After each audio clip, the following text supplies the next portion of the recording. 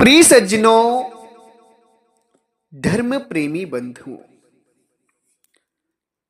परमात्मा को देखने के लिए किस आंख की जरूरत है?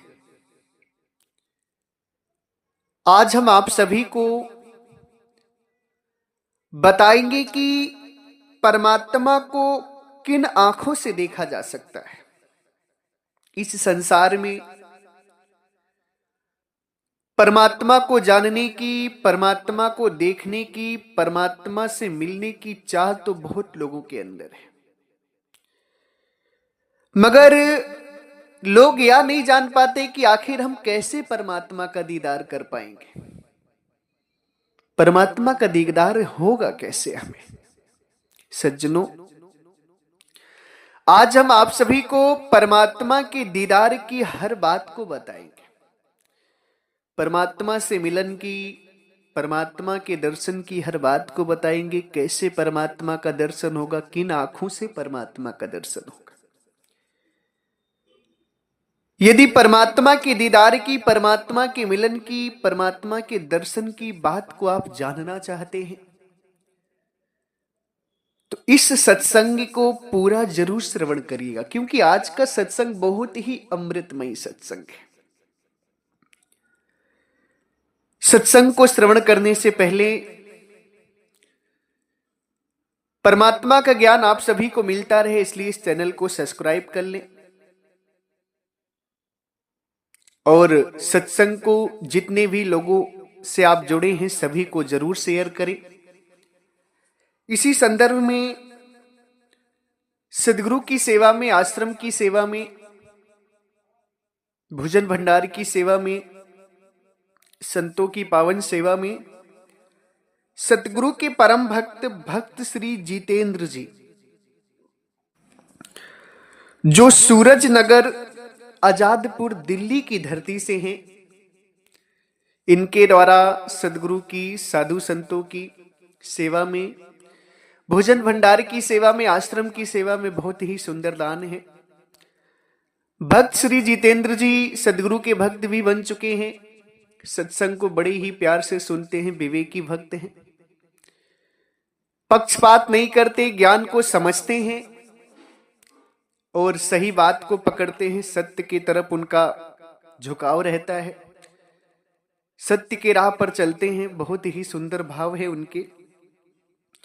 इसी के साथ भक्त श्री गोकुल राम सैनी जी, उनकी धर्म पत्नी चंद्रकला सैनी जी, जो जिला झुंझुनू राजस्थान की धरती से हैं, इनके द्वारा भी सदगुरु की सेवा में अति सुंदर दान आया है। इन्होंने भेजा है गुरुदेव के पावन चरण कमलों में। खूब खूब आशीर्वाद है। भक्त श्री चंद्रकला देवी जी भक्तिमयी भक्त हैं। इनका प्रेम, इनका भाव, इनकी श्रद्धा सदगुरु के प्रति अगाध है। ऐसा भाव किसी किसी में देखने को मिलता है। बहुत ही सुंदर भाव है। परमात्मा से मिलन हेतु परमात्मा के प्रेम में अश्रुधारा बहाती हैं। साधु संतों में बहुत भाव है, बहुत सेवा करती हैं आश्रम में।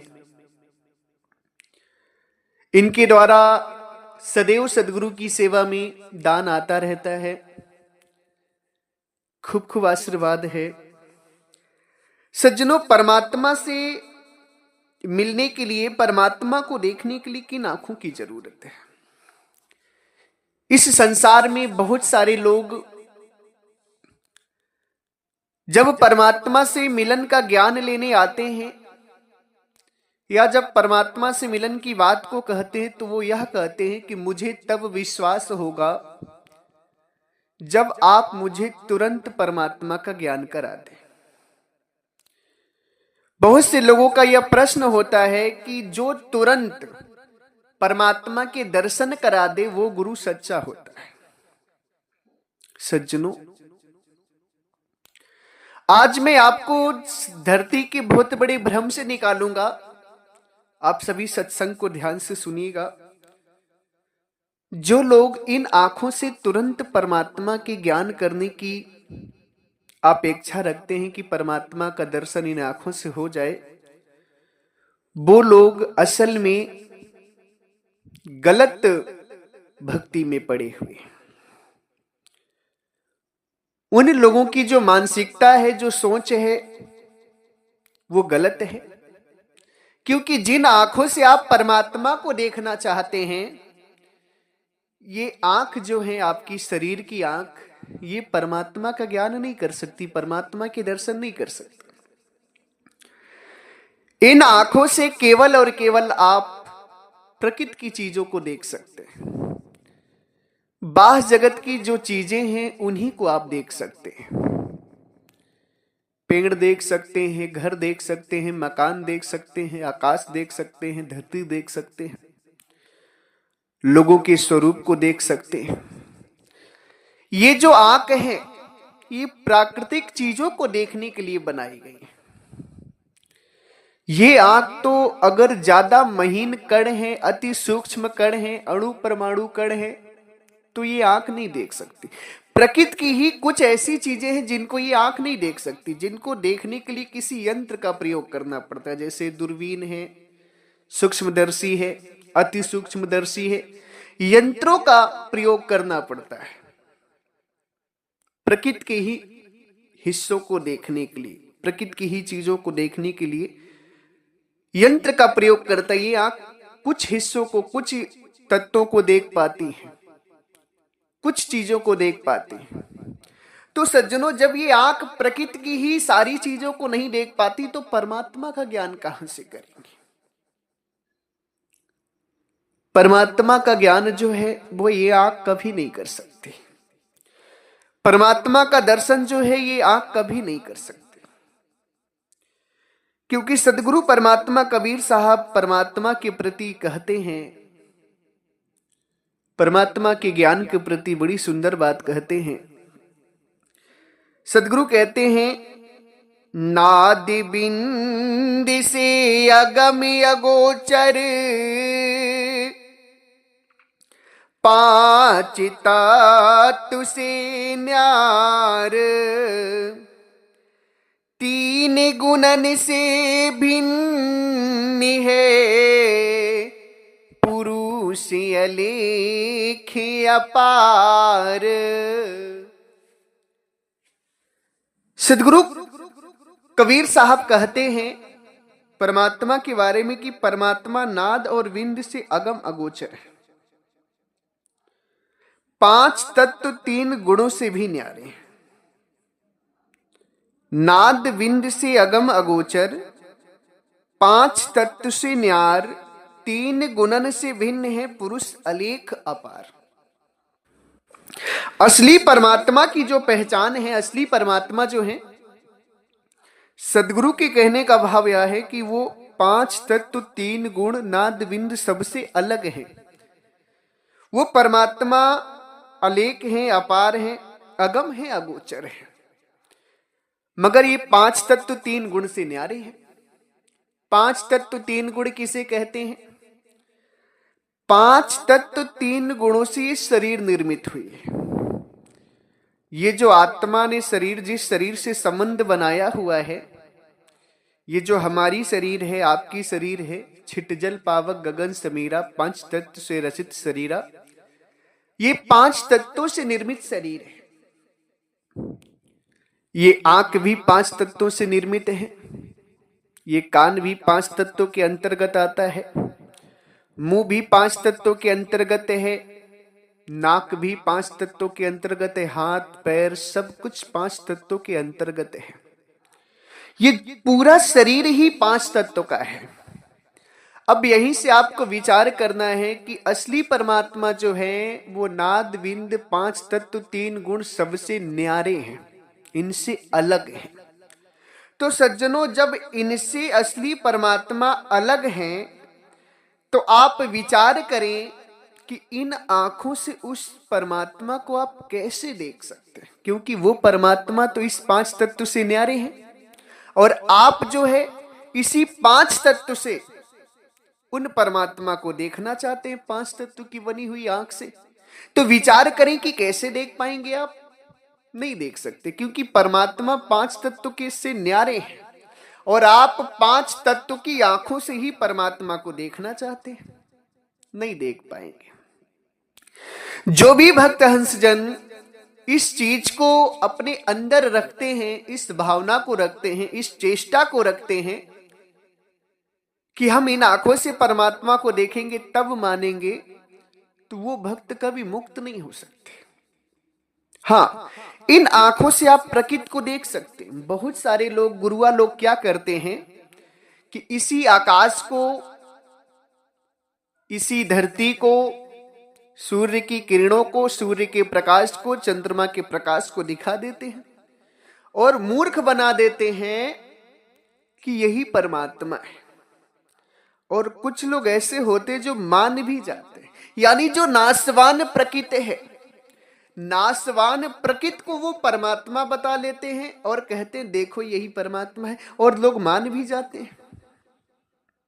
सज्जनों, इन आंखों से जो भी आपको दिखाई दे रहा है, इन आंखों से जो भी आपको दिखाई दे रहा है, वो परमात्मा नहीं है, वो प्रकृति है, वो माया है। सदगुरु कबीर साहब कहते हैं अपनी वाणी में, जो दिखे सो माया संतो, जो दिखे सो माया, जो दिखे सो माया हो संतो, जो दिखे सो माया। हे संत जनों, सदगुरु परमात्मा उपदेश देते हैं कि इस संसार में जो भी तुम्हें आंख से दिखाई दे रहा है वो सब माया है। आंख से दिखने वाली चीज को परमात्मा मत मान लेना। अगर आंख से दिखने वाली चीज को तुमने परमात्मा मान लिया और उसी की भक्ति करने लगे तो मुक्त नहीं हो पाओगे, फिर 84 जाओगे। इसलिए कोई भी भक्त इस तरह की जिज्ञासा कभी अपने अंदर ना रखे कि इन आंखों से मुझे परमात्मा को देखना। इन आंखों से आप परमात्मा को नहीं देख सकते। ये आंख तो केवल प्रकृति के दृश्य देखने के लिए बनी है। असली परमात्मा का ज्ञान किन आंखों से होगा? सज्जनों, असली परमात्मा का जो दर्शन है ना, जो उनका मिलन है, दर्शन है, वो आत्मा की आंख से होगा, आत्मा की आंख से होगा। आत्मा अपने निज स्वरूप को जानेगी, तब आत्मा की जो निज आंख है, असली आंख है, उस आंख से परमात्मा का ज्ञान होगा। किस आंख से? आत्मा की असली आंख से। अब आत्मा ने क्या कर रखा है? आत्मा को परमात्मा का ज्ञान क्यों नहीं हो रहा है? क्योंकि आत्मा ने अपनी सूरत को शरीर में फंसा रखा है। जब आत्मा की सूरत शरीर में है तो आत्मा को अपने निज स्वरूप का ज्ञान नहीं हो रहा है। जिस दिन आत्मा ने अपनी सूरत शरीर से हटा ली तो उसे अपने निज स्वरूप का ज्ञान हो जाएगा, और आत्मा का जो निज स्वरूप है, उसी निज स्वरूप की आंख जो है, वो आंख परमात्मा का ज्ञान करेगी। उसी को सदगुरु कबीर साहब बाहर बाहर कहते हैं। क्या कहते हैं? जब लग नहीं चिन्हो यह आतम, तब लग नहीं मिली है परमात्म। सदगुरु कबीर साहब कहते हैं कि हे प्यारे भक्त हंस जनों, जब तक तुम इस आत्मा को नहीं जानोगे तब तक तुम्हें परमात्मा का ज्ञान नहीं हो सकता। क्यों? क्योंकि आत्मा ही परमात्मा का ज्ञान करेगी, शरीर नहीं करेगा। और एक चीज और ध्यान रखना, जिस समय तुम्हें परमात्मा का ज्ञान होगा ना, उस समय शरीर से तुम्हारी सूरत निकल गई रही होगी, शरीर मृतक हो जाएगा, शरीर वहां नहीं रहेगा। परमात्मा का ज्ञान जीते जी मृतक अवस्था में होता है, वो साधना के द्वारा आता है। वो अवस्था साधना के द्वारा आती है, जीते जी मरने की आवश्यकता। सज्जनों, जब तक आपकी आत्मा निज स्वरूप का ज्ञान नहीं करेगी तब तक परमात्मा का ज्ञान नहीं होगा। आत्मा अपने निज स्वरूप का ज्ञान करेगी, तब परमात्मा का ज्ञान होगा। क्योंकि परमात्मा का ज्ञान केवल आत्मा कर सकती है, शरीर नहीं कर सकता। इसीलिए सदगुरु कबीर साहब कहते हैं कि जब लग नहीं चिन्हो यह आत्म, तब लग नहीं मिली है परमात्मा। जब तक तुम आत्मा को नहीं जानोगे, तब तक परमात्मा का ज्ञान तुम्हें नहीं हो सकता है। इसलिए आत्मा को जानना बहुत जरूरी है। सदगुरु कबीर साहब कहते हैं, आत्म चीने चीने परमात्म, संत कहावे सोई। यही भेद काया से बाहर, जाने विरला कोई। आत्मा को चीन करके परमात्मा को चीनना है। क्योंकि जब तक तुम आत्मा को जानोगे नहीं, परमात्मा का ज्ञान तुम्हें होगा नहीं। आत्मा ही परमात्मा का ज्ञान कर सकती, शरीर नहीं कर सकता। इस बात को सदैव ध्यान रखना।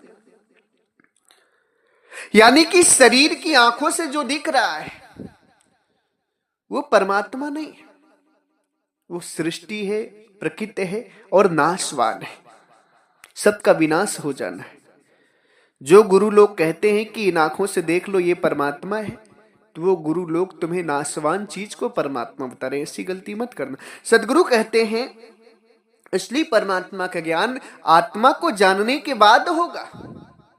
आत्म चीन परमात्म चीन है, संत कहावे सोई।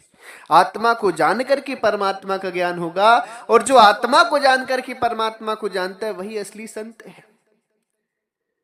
सदगुरु कहते हैं यही भेद काया से बाहर। आत्मा और परमात्मा को जानने का जो भेद है वो काया से बाहर का है। किसका है? काया से बाहर का। फिर सदगुरु कबीर साहब वही पते की बात कहते हैं। काया किसे कहते हैं? काया कहते हैं शरीर को। ये जो पंच भौतिक शरीर, पंच तत्व से युक्त शरीर आपने धारण कर रखी है, इस शरीर को ही काया कहते हैं। सदगुरु कहते हैं आत्मा परमात्मा का भेद काया से बाहर है, यानी शरीर से बाहर जाना पड़ेगा।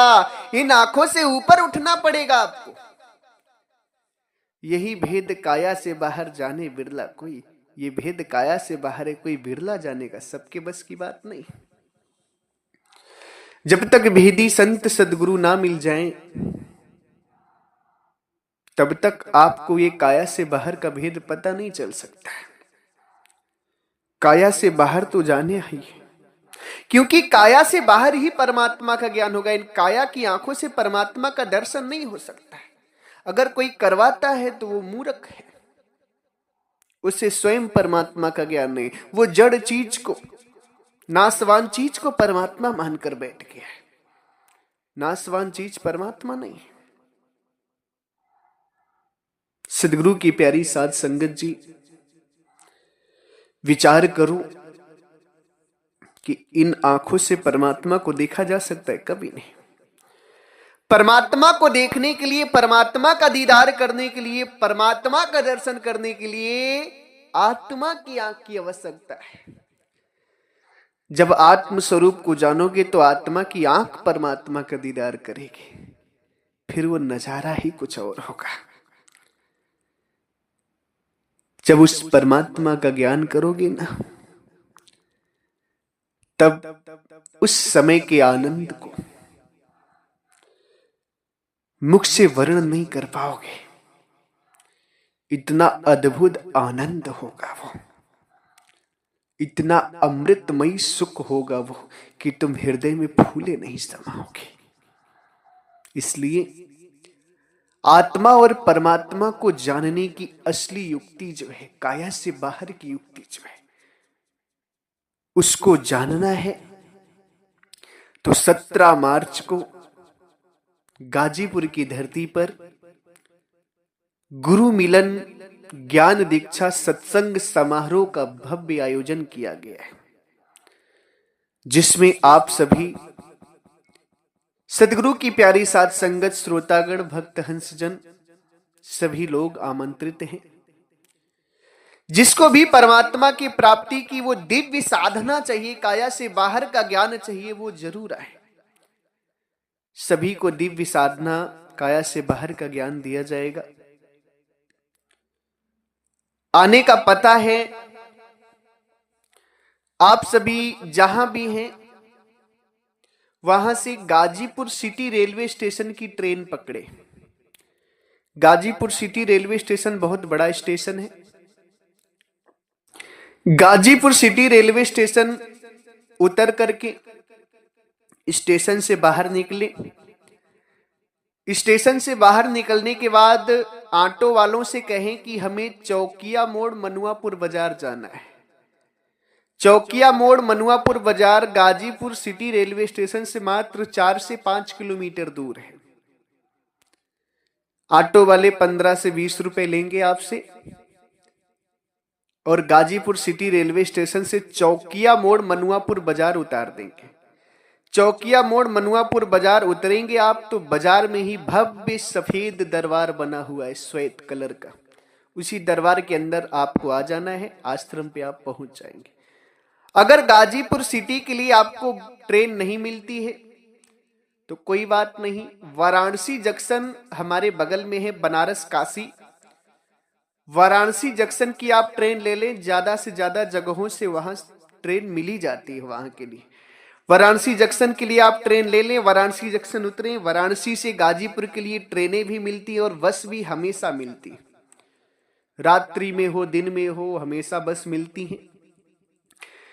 ट्रेन ले लें या बस ले लें, गाजीपुर सिटी रेलवे स्टेशन उतरे या गाजीपुर बस स्टैंड उतरे, दोनों जगह से सेम आपको कहना है चौकिया मोड़ मनुआपुर बाजार।